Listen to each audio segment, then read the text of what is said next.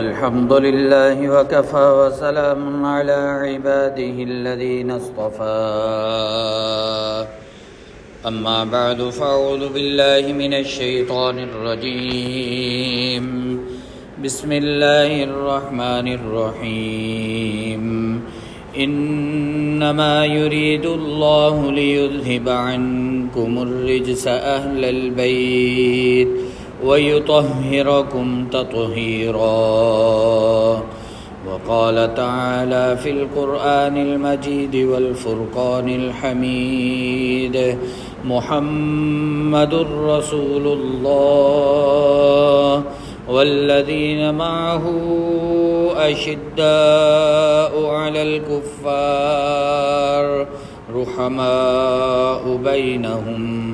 وقال النبي صلى الله عليه وسلم إني تارك فيكم ما إن تمسكتم به لن تضلوا بعدي كتاب الله وعترتي أو كما قال عليه الصلاة والسلام. اللهم صل على سيدنا ومولانا محمد وعلى آل سيدنا ومولانا محمد وبارك وسلم وصل عليه. اللهم صل على سيدنا ومولانا محمد وعلى آل سيدنا ومولانا محمد وبارك وسلم وصل عليه. اللهم صل على سيدنا ومولانا محمد وعلى آل سيدنا ومولانا محمد وبارك وسلم وصل عليه.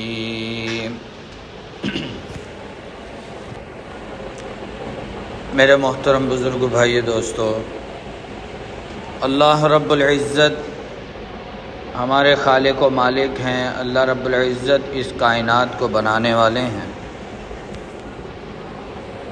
اور اللہ رب العزت نے اس کائنات کا نظام بہترین طریقے سے ترتیب دیا ہے.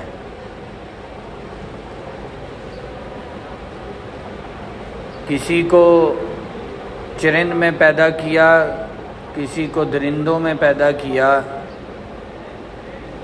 کسی کو حشرات کے اندر پیدا کیا، کسی کو حیوانات اور کسی کو نباتات بنایا، اور کسی کو حضرت انسان بنایا.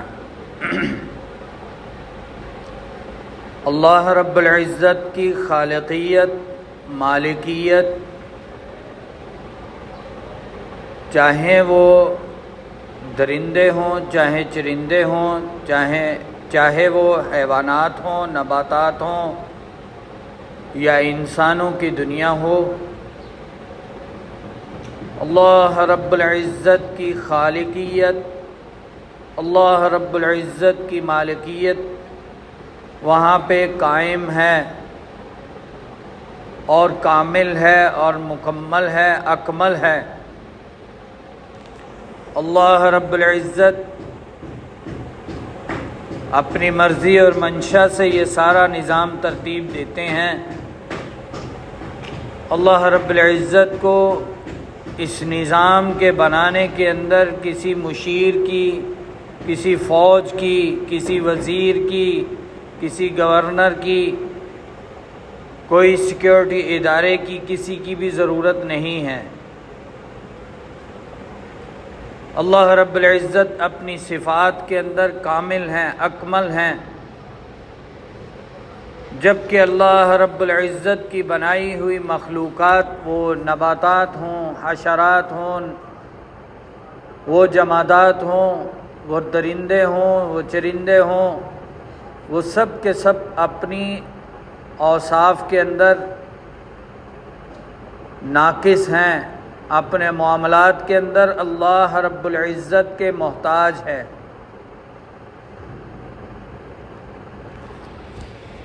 اللہ رب العزت نے اس نظام کے اندر بعضی چیزیں ایسی بنائی ہیں کہ انسان اس کے بارے میں محنت کرتا ہے تو اس کو نصیب ہو جاتی ہے۔ ایک انسان نے ایک جگہ سے دوسری جگہ جانا ہے، وہ محنت کرتا ہے، اپنے جسم کو کھڑا کرتا ہے، پاؤں چلاتا ہے تو وہ دوسرے مقام تک پہنچ جاتا ہے۔ ایک انسان کو ضرورت ہوئی کہ وہ یہ کام کرے، ایک کام کرے، محنت کرتا ہے، وہ کام ہو جاتا ہے۔ تو دنیا کے اندر اللہ رب العزت نے اکثر کام ایسے رکھے ہیں کہ محنت کرنے سے انسان ان کو کر لیتا ہے، اس سے مطلوبہ نتیجہ حاصل کر لیتا ہے۔ یہ محنت اور کوشش اس کے کاموں کی تکمیل کا ذریعہ بنتی ہے اور انسان اپنے مطلب کو، اپنی مراد کو، اپنے فائدے کو حاصل کر لیتا ہے۔ جیسے ایک انسان چاہتا ہے کہ وہ ڈاکٹر بنے تو وہ محنت کرتا ہے، پڑھتا ہے، کتابوں کو پڑھتا ہے، تھیوریز یاد کرتا ہے، تو اللہ رب العزت اس کی محنت کے اوپر رنگ لگاتے ہیں اور اس کو ڈاکٹر بنا دیتے ہیں۔ ایک بندہ چاہتا ہے کہ وہ انجینئر بنے، محنت کرتا ہے، اللہ رب العزت اس کو انجینئر بنا دیتے ہیں۔ ایک بندہ چاہتا ہے کہ وہ عالم، فاضل، مفتی بنے، اللہ رب العزت اس کی محنت کے اوپر رنگ لگاتے ہوئے اس کو عالم، فاضل، مفتی بنا دیتے ہیں۔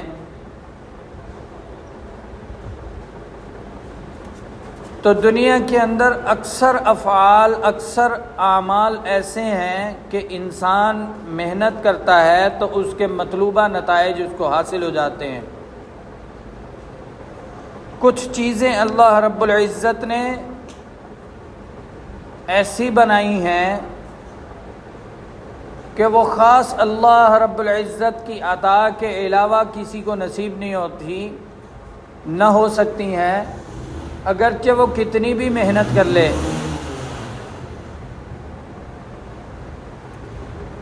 ان میں سر فہرست نبوت کا انتخاب ہے۔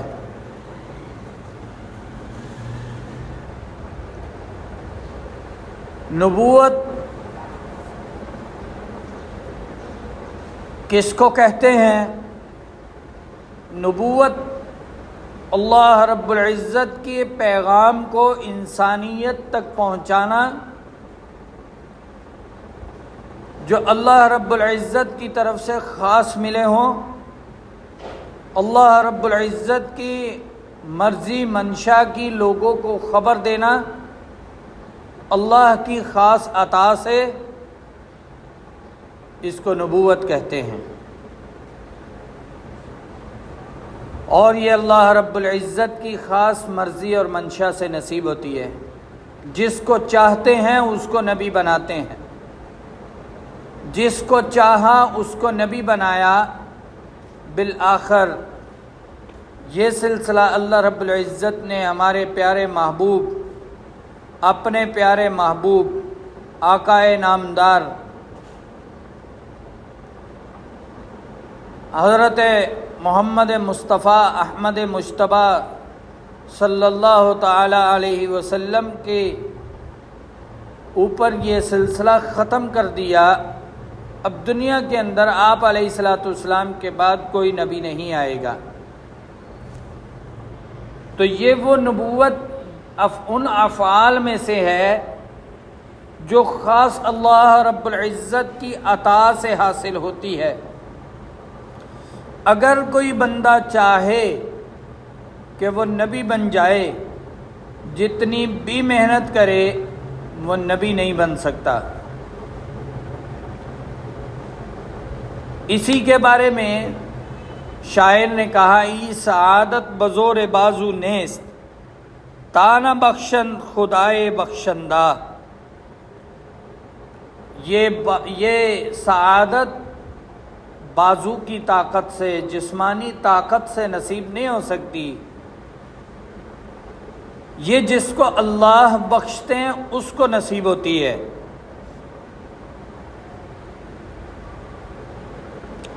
کوئی انسان کتنا بھی علم حاصل کر لے، کتنی بھی کتابیں یاد کر لے، کتنی بھی تھیوریز یاد کر لے، کتنی بھی ریاضت کر لے، عبادت کر لے، نبوت کے درجے تک نہیں پہنچ سکتا، کیونکہ اس کا انتخاب اللہ رب العزت براہ راست خود کرتے ہیں۔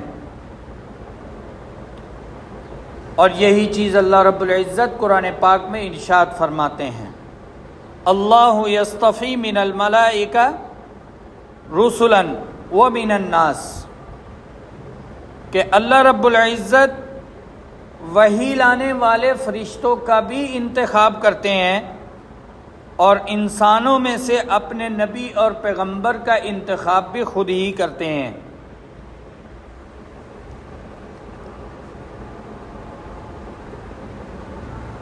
جتنی مخلوقات کی ارواح، ان میں سے انسانوں کو چن کر، انسانوں کی روحوں کو چن کر، اچھی روحوں کو چن کر اللہ رب العزت نے انسانوں کو عنایت کی، اور ان سب انسانوں میں سے سب سے بہترین روح کا انتخاب جناب نبی کریم حضرت محمد مصطفیٰ احمد مجتبیٰ صلی اللہ تعالی علیہ وسلم کے لیے اللہ رب العزت نے خود کیا۔ اور یہ چیز احادیث سے نبویہ سے بھی ملتی ہے۔ قرآن پاک میں بھی اللہ رب العزت جیسے فرماتے ہیں، اللہ یصطفی من الملائکۃ رسلا ومن الناس، اللہ نبیوں، رسولوں اور وحی لانے والے فرشتوں کا انتخاب بھی خود کرتے ہیں۔ اسی طرح نبی علیہ الصلوۃ والسلام نے ارشاد فرمایا، ان اللہ اصطفیٰ کنانہ من ولد اسماعیل، کہ حضرت اسماعیل علیہ الصلوۃ والسلام کے اولاد سے اللہ رب العزت نے کنانہ کو چنا، واصطفیٰ قریشا من کنانہ، اور کنانہ میں سے اللہ رب العزت نے قریش کو چنا، واصطفیٰ من قریش بنی ہاشم، اور قریش میں سے، پورے قریش کے قبیلے سے اللہ رب العزت نے بنی ہاشم کو چنا، واصطفانی من بنی ہاشم، پھر بنی ہاشم میں سے اللہ رب العزت نے مجھے یعنی محمد صلی اللہ علیہ وسلم کو چنا۔ تو نبی علیہ الصلوۃ والسلام کو محمد مصطفیٰ بھی اسی لیے کہا جاتا ہے کہ مصطفیٰ کا مطلب ہوتا ہے چنا ہوا۔ تو آپ علیہ الصلوۃ والسلام چونکہ پوری انسانیت سے چنے گئے، انتخاب کیا گیا، اس لیے آپ علیہ الصلوۃ والسلام کو محمد مصطفیٰ بھی کہا جاتا ہے۔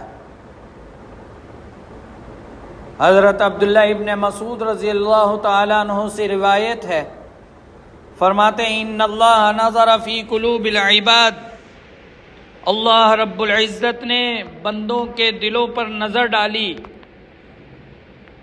فوجد قلب محمد صلی اللہ علیہ وسلم خیر قلوب العباد، چنانچہ محمد صلی اللہ علیہ وسلم کے دل کو لوگوں کے دلوں میں سے سب سے بہترین پایا، فاصطفاہ، تو آپ علیہ فاصطفاہ لنفسہ، تو آپ علیہ السلام کو چن لیا گیا، فابتعثہ برسالتہ، اور آپ علیہ السلام کو نبوت اور رسالت عنایت کی گئی، ثم نظر فی قلوب العباد بعد قلب محمد صلی اللہ علیہ وسلم، پھر نبی کریم صلی اللہ تعالی علیہ وسلم کے دل کو چننے کے بعد بندوں کے دلوں پر نظر ڈالی، فوجد قلوب اصحابہ خیر قلوب العباد، تو بندوں کے دلوں میں سے سب سے بہترین قلوب آپ علیہ الصلوۃ والسلام کے صحابہ کرام کا پایا، فجعلہم وزراء نبیہ، تو نبی کریم صلی اللہ علیہ وسلم کے ان صحابہ کو جن کے دلوں کو اللہ رب العزت نے باقی سارے بندوں سے بہترین پایا، تو ان کو آپ علیہ الصلوۃ والسلام کے وزیر بنا دیا، مشیر بنا دیا۔ تو چنانچہ یہاں سے یہ بات ثابت ہوتی ہے کہ آپ علیہ الصلوۃ والسلام بھی مصطفیٰ ہیں، چنے ہوئے ہیں، اور آپ علیہ الصلوۃ والسلام کے صحابہ و اہل بیت بھی چنے گئے ہیں۔ سب سے پہلے یہ سمجھ لیں صحابی کہتے کس کو ہیں؟ صحابی اسے کہتے ہیں جس نے ایمان کے ساتھ نبی کریم صلی اللہ علیہ وسلم کی زیارت کی ہو، اگرچہ وہ 1 منٹ کی بھی زیارت ہو، اور ایمان کی حالت میں ہی اس کا انتقال ہوا ہو۔ اس بنیاد پر جن امت کے وہ شرفاء نے جنہوں نے ایمان کی حالت میں نبی کریم صلی اللہ علیہ وسلم کی زیارت کی اور آپ علیہ الصلوۃ والسلام پر ایمان لائے، اور آپ علیہ الصلوۃ والسلام کو اپنی اس زندگی کی حیات کے اندر اپنی آنکھوں سے دیکھا، اور ایمان کی حالت میں ہی ان کا انتقال ہوا، ان کو صحابی کہا جاتا ہے۔ اور یہ صحابی کا لفظ مطلق ہے، اس میں عام وہ لوگ بھی آتے ہیں جو کسی اور گھروں میں پلے بڑھے، کسی اور ملک میں پلے بڑھے اور نبی علیہ الصلوۃ والسلام کی خدمت میں تشریف لے آئے، اور وہ لوگ تو بدرجہ اولا اس میں شامل ہیں جو خود نبی کریم صلی اللہ علیہ وسلم کے گھر کے لوگ ہیں، اور آپ علیہ الصلوۃ والسلام پر ایمان بھی لائے، اور آپ علیہ الصلوۃ والسلام کو ایمان کی حالت میں دیکھا بھی اور سنا بھی، اور آپ علیہ الصلوۃ والسلام پر ایمان رکھتے ہوئے اس دنیا سے چلے گئے۔ یہ سب کے سب صحابہ کرام ہیں، اور یہ سارے کے سارے چنے گئے ہیں، اللہ رب العزت نے ان کو چنا ہے۔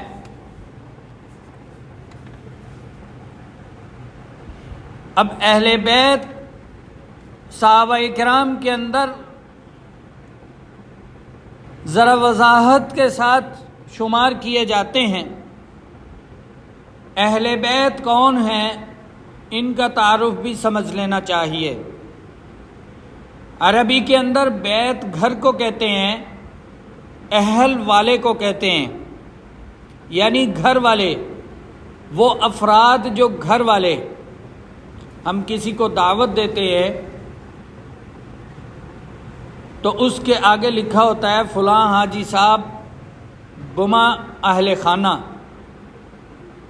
اس کا مطلب یہ ہوتا ہے کہ آپ کے گھر کے اندر جتنے افراد موجود ہیں سب کو دعوت ہے۔ بما اہل و عیال، آپ کے گھر والے بھی، اور آپ کے خاندان جو آپ کے آگے بیٹے، ان کے آگے پوتے، وہ بھی اس میں شامل ہو جاتے ہیں۔ تو جو لوگ گھر والے ہوتے ہیں ان کو اہل کہا جاتا ہے، اہل بیت کہا جاتا ہے، اہل خانہ کہا جاتا ہے۔ اور اللہ رب العزت نے ان کے بھی اوصاف اور ان کے فضائل بھی اللہ رب العزت نے بیان کیے ہیں۔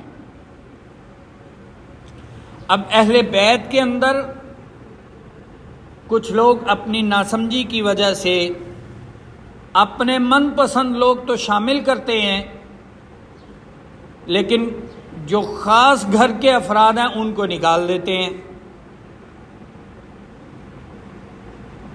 تو اس میں بھی یہ سمجھنا چاہیے کہ اہل خانہ، اہل بیت میں سب سے پہلے بیوی شامل ہوتی ہے، اسی لیے تو بیوی کو اہلیہ بھی کہا جاتا ہے، گھر والی۔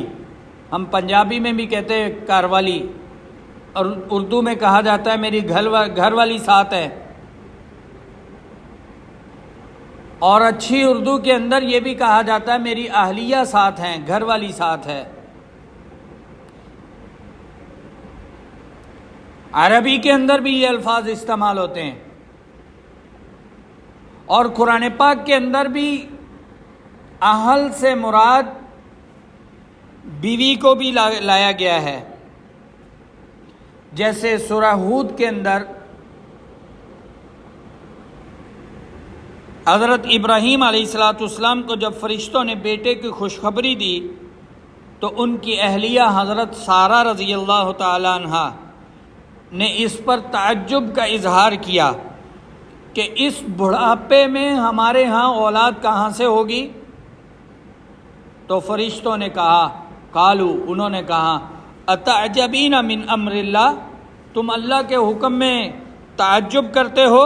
رحمت اللہ وبرکاتہ علیکم اہل البیت، تمہارے اوپر اور اے اللہ کے نبی اے ابراہیم علیہ السلام، آپ کے اوپر اور آپ کے اہل خانہ کے اوپر، اہل بیت کے اوپر اللہ رب العزت کی رحمتیں اور برکتیں ہیں۔ اب ظاہر سی بات ہے، اولاد کی خوشخبری ہے اور اس کے اوپر آپ کو یہ بتایا جائے کہ آپ کے اوپر رحمتیں اور برکتیں ہیں، یہ آسان ہوگا، تو اولاد تو بیوی سے ہوتی ہے نا۔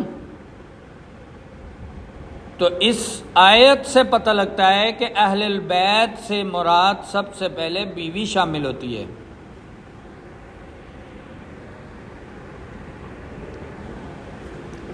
موسیٰ علیہ السلام کا تذکرہ دیکھ لیں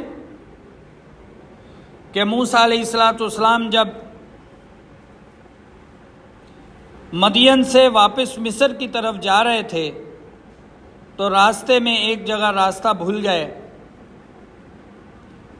دوسری رات کی تاریکی تھی اور تیسرا سخت سردی تھی، ایک جگہ آگ نظر آئی۔ تو اب قرآن اس واقعے کو کیسے ذکر کرتا ہے؟ قالا، کہ موسیٰ قال لأہلہ، موسیٰ علیہ السلام نے اپنے اہل کو کہا۔ اب اہل میں کون تھا ساتھ؟ صرف بیوی ساتھ تھی۔ تو اس سے پتہ لگتا ہے کہ اہل سے مراد بیوی بھی ہے، اور بیوی سب سے پہلے شامل ہے۔ قال لأہلہ امکثوا انی آنست نارا، کہ آپ یہاں اپنے گھر والوں کو کہا کہ آپ یہاں ٹھہریے، میں نے آگ کو دیکھا ہے۔ لعلی آتیکم منہا بخبر، یا تو اس سے کوئی خبر ملے گی، او جذوۃ من النار، یا تو کوئی راستہ پتہ لگے گا، یا کم از کم میں آگ کا کوئی انگارہ لے کے آؤں گا تاکہ سردی کی شدت کم ہو جائے۔ تو لأہلہ یہاں سے بھی مراد بیوی ہے۔ تو اس سے پتہ لگتا ہے کہ اہل بیت میں بیوی کا شمار سب سے پہلے ہوتا ہے۔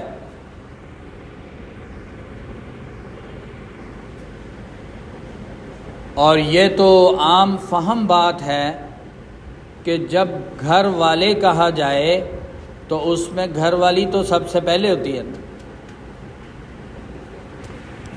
یا ایھا النبی قل لازواجک، اے نبی اپنی بیویوں سے کہیے، سب سے پہلے پردے کا حکم ہے تو سب سے پہلے نبی علیہ السلام کو جو حکم دیا گیا اس میں اہل بیت کی ترتیب کے ساتھ ذکر کیا گیا یا ایھا النبی قل لازواجک وبناتک ونساء المؤمنین،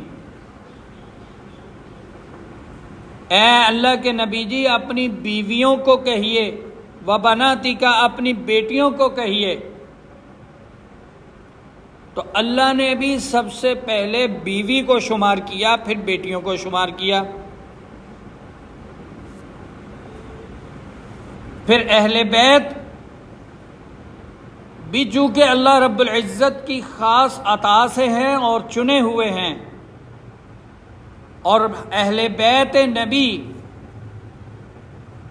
امت کے خاص افراد میں سے بہترین لوگ ہیں، اس لیے اللہ رب العزت نے ان کے اوصاف فضائل بیان کرتے ہوئے یہ بھی ارشاد فرمایا، انما یرید اللہ لیذھب عنکم الرجس اہل البیت، کہ اللہ اس بات کا ارادہ کرتے ہیں کہ تمہارے سے برائی کو دور کر دیا جائے۔ اے اللہ کے نبی آپ سے برائی کو دور کر دیا جائے اور آپ کو خوب پاک صاف کر دیا جائے، اہل البیت آپ کے گھر والوں سے، آپ کے گھر والوں سے برائی کو اور ناپاکی کو، ہر بری چیز کو دور کر کے آپ کے اہل بیت کو بہترین طریقے سے پاک صاف کر دیا جائے۔ اب یہاں پہ بیویاں بھی مراد ہیں، بیٹیاں بھی مراد ہیں، اور آپ علیہ الصلوۃ والسلام کے نواسے نواسیاں بھی مراد ہیں، اور آپ علیہ الصلوۃ والسلام کے داماد بھی مراد ہیں۔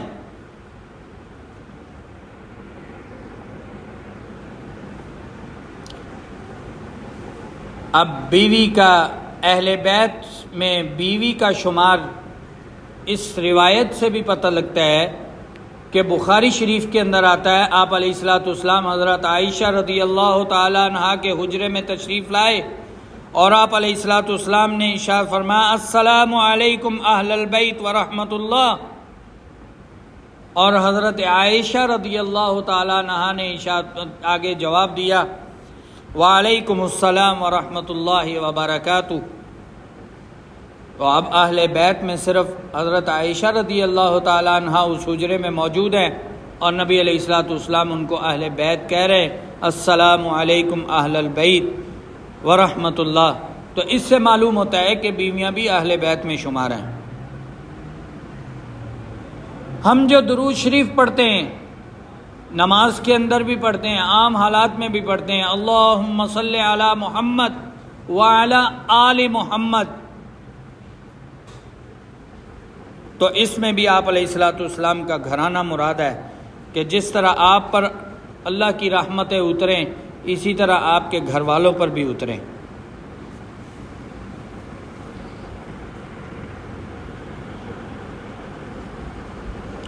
ایک روایت میں یہ بھی آتا ہے کہ نبی علیہ الصلوۃ والسلام سے سوال کیا گیا، اے اللہ کے محبوب یا رسول اللہ صلی اللہ علیہ وسلم، ہم آپ پر درود بھیجنا چاہتے ہیں، کس طرح سے آپ پر درود بھیجیں؟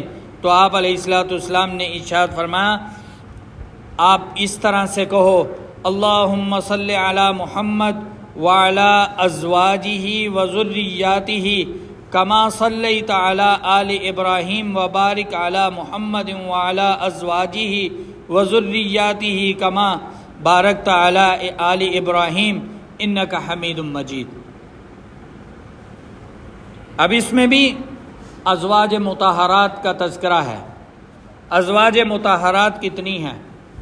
نبی علیہ الصلوۃ والسلام کی ازدواج بیویاں ٹوٹل 11 ہیں۔ سب سے پہلی بیوی حضرت خدیجہ بنت خویلد رضی اللہ تعالی عنہا، یہ پہلا نکاح آپ علیہ الصلوۃ والسلام کا 25 سال کی عمر میں ہوا تھا، اور دوسرا نکاح حضرت سودا بنت زمعہ رضی اللہ تعالی عنہا سے ہوا، تیسرا نکاح حضرت عائشہ بنت ابی بکر صدیق رضی اللہ تعالی عنہ، چوتھی بیوی حضرت حفصہ بنت عمر فاروق رضی اللہ تعالیٰ عنہ، پانچویں بیوی حضرت زینب بنت خزیمہ رضی اللہ تعالیٰ عنہ، چھٹی بیوی حضرت ام سلمہ بنت سہیل رضی اللہ تعالیٰ عنہ، ساتویں بیوی حضرت زینب بنت جہش رضی اللہ تعالیٰ عنہ، آٹھویں بیوی حضرت جویریہ بنت حارث رضی اللہ تعالیٰ عنہ، نویں بیوی حضرت ام حبیبہ بنت ابو سفیان رضی اللہ تعالیٰ عنہ، دسویں بیوی حضرت صفیہ بنت حی رضی اللہ تعالیٰ عنہ، اور گیارہویں بیوی حضرت میمونہ بنت حارث رضی اللہ تعالیٰ عنہ۔ یہ آپ علیہ الصلوۃ والسلام کی بیویاں ہیں۔ جب یہ آیت اتری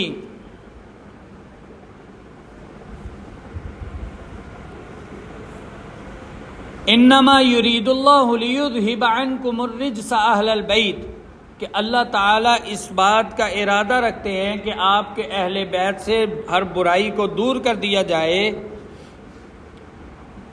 تو اس آیت کے بعد حضرت حسن رضی اللہ تعالیٰ عنہ، حضرت حسین رضی اللہ تعالیٰ عنہ، حضرت علی رضی اللہ تعالیٰ عنہ، حضرت فاطمہ رضی اللہ تعالیٰ عنہ کو بلایا اور پاس بٹھا کے فرمایا اللہم ہؤلاء اہل بیتی،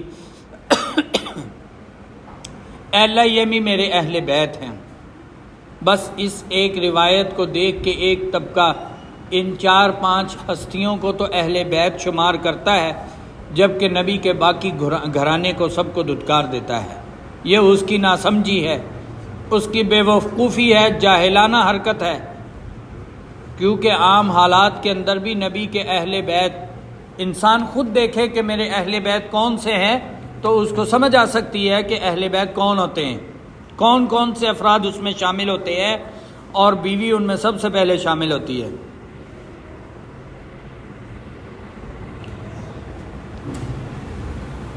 آپ علیہ الصلوۃ والسلام کے 4 صاحبزادے قاسم، ابراہیم، عبداللہ اور طاہر، یہ چاروں کے چاروں وفات پا گئے چھوٹی ہی عمر میں، اور 4 صاحبزادیاں سیدہ زینب رضی اللہ تعالیٰ عنہ، جو سیدنا ابو العاص رضی اللہ تعالیٰ عنہ کی بیوی ہیں، سیدہ رقیہ رضی اللہ تعالیٰ عنہ اور سیدہ ام کلثوم رضی اللہ تعالیٰ عنہ، یہ دونوں عثمان غنی رضی اللہ تعالیٰ عنہ کی زوجہ ہیں۔ حضرت رقیہ رضی اللہ تعالیٰ عنہ کا انتقال ہوا تو اس انتقال کے بعد نبی علیہ الصلوۃ والسلام نے عثمان غنی رضی اللہ تعالیٰ عنہ ایسے اوصاف کے حامل تھے کہ آپ علیہ الصلوۃ والسلام نے اپنی دوسری بیٹی بھی ان کے نکاح میں خود پیش فرما دی کہ ہم نے آپ کے نکاح کے بارے میں سوچا ہے، آؤ آپ کے نکاح پڑھا دیتے ہیں۔ چنانچہ حضرت سیدہ ام کلثوم رضی اللہ تعالیٰ عنہ، ان کا نکاح حضرت عثمان غنی رضی اللہ تعالیٰ عنہ سے پڑھا دیا گیا۔ چوتھی بیٹی سیدہ فاطمہ الزہرا رضی اللہ تعالیٰ عنہ، یہ حضرت علی رضی اللہ تعالیٰ عنہ جو حیدر کرار ہیں اور چوتھے خلیفہ رسول ہیں اور خلیفہ راشد ہیں، ان کے ساتھ ان کا نکاح ہوا۔ سیدنا ابو العاص رضی اللہ تعالیٰ عنہ سے ایک نواسہ نبی علیہ الصلوۃ والسلام کے اہل بیت میں سے ہیں، جن کا نام سیدنا علی رضی اللہ تعالیٰ عنہ ہے۔ یہ آپ علیہ الصلوۃ والسلام کے نواسے ہیں، علی بن ابو العاص۔ حضرت عثمان غنی رضی اللہ تعالیٰ عنہ کی طرف سے بھی ایک بیٹا ہے جن کا نام سیدنا عبداللہ ابن عثمان غنی ہیں، یہ بھی آپ علیہ الصلوۃ والسلام کے نواسے ہیں۔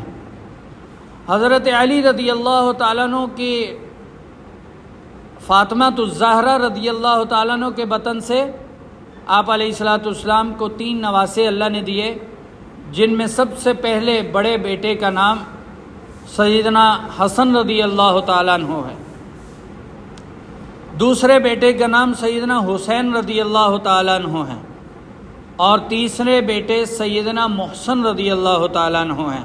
یہ تینوں علی رضی اللہ تعالیٰ عنہ کے بیٹے ہیں اور فاطمہ الزہرا کے بطن سے ہیں۔ آپ علیہ الصلوۃ والسلام کی 4 نواسیاں ہیں۔ ابو العاص رضی اللہ تعالیٰ عنہ سے سیدہ امامہ بنت سیدنا ابو العاص، یہ حضرت زینب رضی اللہ تعالیٰ عنہ کی بیٹی ہیں، اور باقی 3 نواسیاں حضرت علی رضی اللہ تعالیٰ عنہ اور فاطمہ الزہرا رضی اللہ تعالیٰ عنہ کے بطن سے ہیں۔ سیدہ زینب بنت سیدنا علی، سیدہ رقیہ بنت سیدنا علی، سیدہ ام کلثوم بنت سیدنا علی المرتضیٰ رضی اللہ تعالیٰ عنہ۔ یہ تینوں فاطمہ رضی اللہ تعالیٰ عنہ کے بطن سے ہیں۔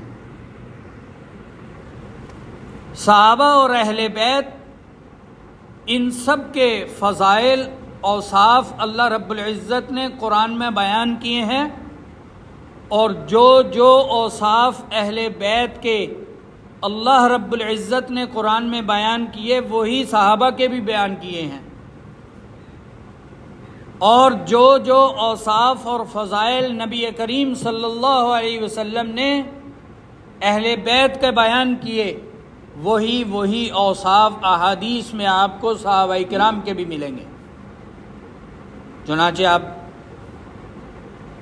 ان کا مطالعہ کر کے دیکھیں۔ اصل مسئلہ یہ ہے کہ ہم سنی سنائی باتوں کو، ایک طرف کی باتوں کو لے کے چل پڑتے ہیں، ہم خود دین کا مطالعہ نہیں کرتے۔ ہم نے خود قرآن کو نہیں دیکھا کہ قرآن کس کو کیا حیثیت دیتا ہے۔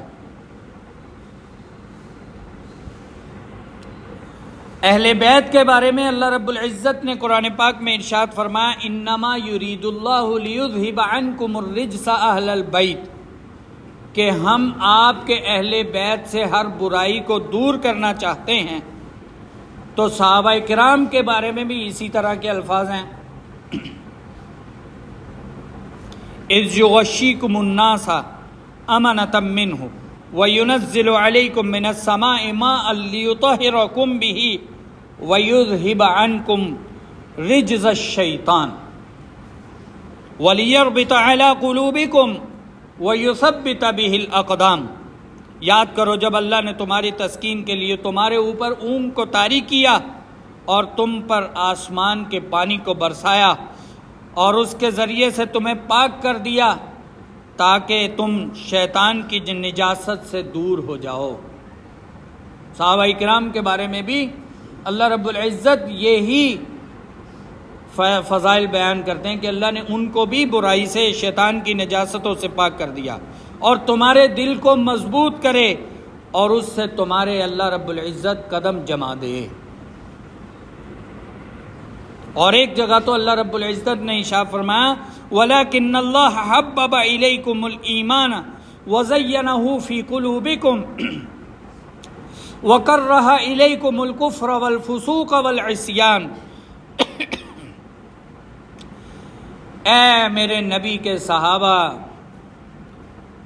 اللہ نے تمہارے دلوں کے اندر ایمان کی محبت کو ڈال دیا ہے اور تمہارے دلوں کو مزین کر دیا ہے ایمان کی روشنی سے، اور تمہارے دلوں کے اندر سے کفر کو، گناہ اور نافرمانی کی نفرت ڈال دی ہے۔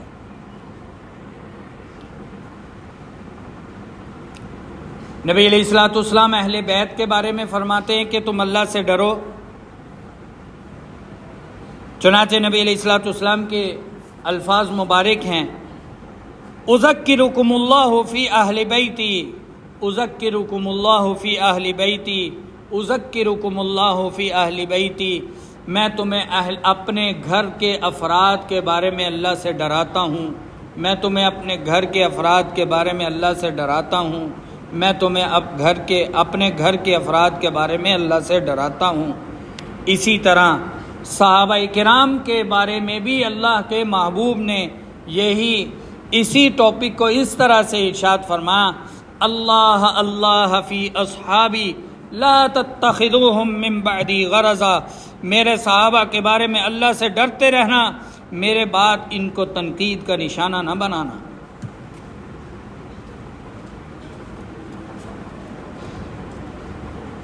ان کے یہ بات ذہن میں رکھیں، اہل بیت کے اتنے اوصاف ہیں، اتنے فضائل ہیں کہ ان کو ایک لمبی چوڑی مجلس کے اندر بیان کرنا چاہیے۔ صحابہ اکرام کے بارے میں اتنی آیات ہیں، اتنی احادیث ہیں، فضائل میں، اوصاف میں، ہونا تو یہ چاہیے کہ اس کے بارے میں الگ سے ایک لمبی چوڑی مجلس ہو، لیکن اس مختصر وقت میں میری چاہت یہ ہے کہ چونکہ اللہ رب العزت نے اور نبی کریم صلی اللہ علیہ وسلم نے اہل بیت اور صحابہ کو اکٹھا چلایا ہے، اکٹھا ٹریٹ کیا ہے، اور آپ علیہ الصلوۃ والسلام نے اور اللہ رب العزت نے دونوں کے اوصاف ایک جیسے بیان کیے ہیں، اس لیے میری چاہت ہوئی کہ ایک ہی مجلس میں کچھ اوصاف ذکر کیے جائیں جن کے اندر صحابہ و اہل بیت دونوں کے تذکرے ہوں۔ ہمارے ہاں افراط اور تفریط پائی جاتی ہے، ایک اس طرف چل پڑا تو وہ اس طرف چل پڑا ہے، ایک اس طرف چل پڑا ہے تو وہ ان کو غلط کہہ کے اس طرف چل پڑا ہے۔ ہم اللہ رب العزت نے ہمیں وہ منصب نہیں دیا کہ ہم اپنے ٹکڑے پہ خوش ہو جائیں، نہیں۔ ایک کونسلر جو ہوتا ہے نا، چھوٹا ہوتا ہے، وہ ایک علاقے کے اوپر فخر کرتا ہے کہ میرا یہ علاقہ ہے، یہ دوسرے کا ہے۔ ایک تھانے دار وہ کہتا ہے یہ میرا علاقہ ہے، یہ دور کر دو اس کو۔ ایک شہر کا ایم پی اے، ایم این اے، وہ اپنے علاقے پہ خوش ہو رہا ہوتا ہے، وہ دوسرے کو برا سمجھتا ہے، جبکہ جو سب سے بڑا بادشاہ ہوتا ہے وہ پورے ملک کو چلا رہا ہوتا ہے۔ ہم وہ قوم نہیں ہیں جو صرف اہل بیت کو لے کے بیٹھ جائیں اور اس ٹکڑے پہ خوش ہو جائیں۔ ہمیں اللہ نے چھوٹا منصب نہیں دیا کہ ہم صحابہ اکرام کو لے کے بیٹھ جائیں اور خوش ہو جائیں بس۔ ہمیں اللہ رب العزت نے مسلمانوں کو، اہل سنت کو، صحابہ کرام کے طرز زندگی کے مطابق اپنی زندگی بنانے والوں کو اللہ نے بادشاہت دی ہے۔ اہل بیت بھی ہمارے ہیں، صحابہ بھی ہمارے ہیں، اور ان کے تاجدار، ہمارے سردار، ہمارے سرکار نبی کریم صلی اللہ علیہ وسلم بھی ہمارے ہیں۔ ہمیں اللہ نے بادشاہت دی ہے، ہم نے صحابہ کرام کو بھی دیکھنا ہے، اہل بیت کو بھی دیکھنا ہے، ہم نے صحابہ کرام کے اوصاف بھی بیان کرنے ہیں، اہل بیت کے بھی کرنے ہیں۔ کیوں؟ اہل بیت بھی ہمارے سروں کے تاج ہیں، صحابہ بھی ہمارے سروں کے تاج ہیں۔ ہر صحابی صحابی ہے، ہر اہل بیت بھی صحابی ہے۔ اہل بیت کے پاس ایک خاصا مزید ہے کہ وہ صحابی ہونے کے بعد اہل بیت بھی ہیں۔ یہ اللہ کی طرف سے عطا کردہ ہے، اور اس کے بارے میں میں نے آپ کو شروع میں روایت سنائی ہے کہ اللہ رب العزت نے پوری دنیا کے دلوں کو دیکھا اور محمد صلی اللہ علیہ وسلم کے دل کو سب سے بہترین دیکھ کے اس کو نبوت عطا کی، اور پھر آپ علیہ الصلوۃ والسلام کی قلب کو چننے کے بعد پوری دنیا کے بندوں کے دلوں کو دیکھا اور صحابہ اکرام کے قلب چنے گئے۔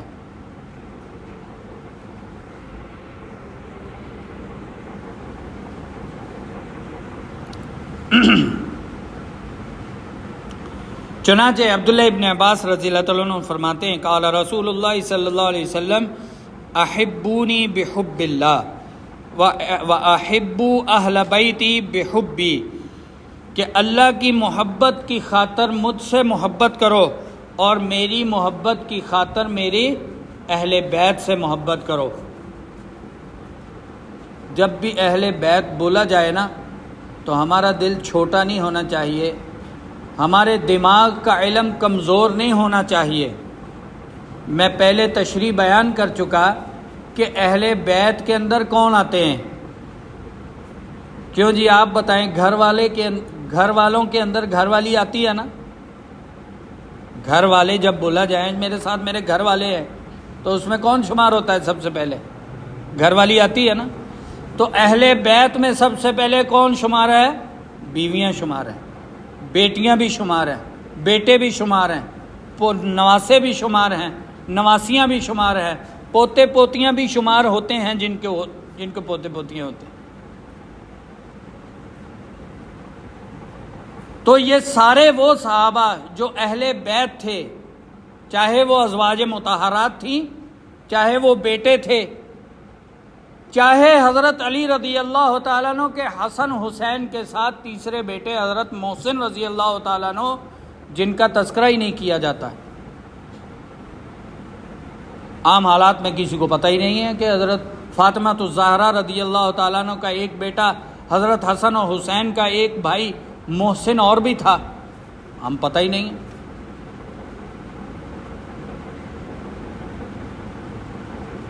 حضرت ابو عاص رضی اللہ، زینب رضی اللہ تعالیٰ عنہ جو آپ علیہ الصلوۃ والسلام کی بڑی بیٹی، ان کے جو بیٹے حضرت علی بن ابو العاص، ان کا کسی کو نہیں پتا۔ حضرت رقیہ رضی اللہ تعالیٰ عنہ کے بطن سے آنے والا بیٹا حضرت عثمان غنی رضی اللہ تعالیٰ عنہ کا عبداللہ ابن عثمان، اس کا کسی کو بھی نہیں پتا۔ ہم اتنے کندذین ہیں، کم علم ہیں کہ نبی کے دو نواسوں کے علاوہ ہمیں کوئی نبی کے گھر کا تعارف ہی نہیں ہے۔ تو نبی کے گھر کا تو تعارف ہونا چاہیے تاکہ سارے اہل بیت کی عظمت ہمارے دلوں میں آ جائے۔ تو اللہ کی محبت کی وجہ سے نبی علیہ الصلوۃ والسلام سے محبت کرنا، اور آپ علیہ الصلوۃ والسلام کی محبت کی وجہ سے اہل بیت سے محبت کرنا۔